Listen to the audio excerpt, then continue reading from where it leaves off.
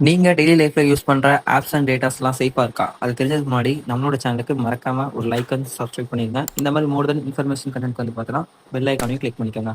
நீங்க Play Storeலயோ இல்ல other வெப்சைட்ல டவுன்லோட் பண்ற மோட் ஏபிகேஸ் எதுவா இருந்தாலும் சரி, நீங்க அந்த ஆப்ஸ யூஸ் பண்ணும்போது குடுக்குற பெர்சனல் டேட்டாவா இருந்தாலும் சரி, எதுவா இருந்தாலும் அது சேஃபான்னு கேட்டீங்கன்னா கிடையாது. இத நான் எதனால சொல்றேன்னா, நீங்க ஆல்ரெடி யூஸ் பண்ண ஆப்ஸ நீங்க அன்இன்ஸ்டால் பண்ணும்போது, ஆல்ரெடி நீங்க குடுத்த பெர்சனல் டேட்டாஸ் எல்லாமே அப்படியே அங்கே தான் இருக்க போகுது. அன்இன்ஸ்டால் பண்ணா அந்த டேட்டாஸ் எங்கேயுமே போறது கிடையாது. Play Storeல அவைலபிள் இருக்க ஆப்ஸ டவுன்லோட் பண்றது எந்த ஒரு ப்ராப்ளமும் வரப்போறது கிடையாது. அது 100% சேஃப் தான்.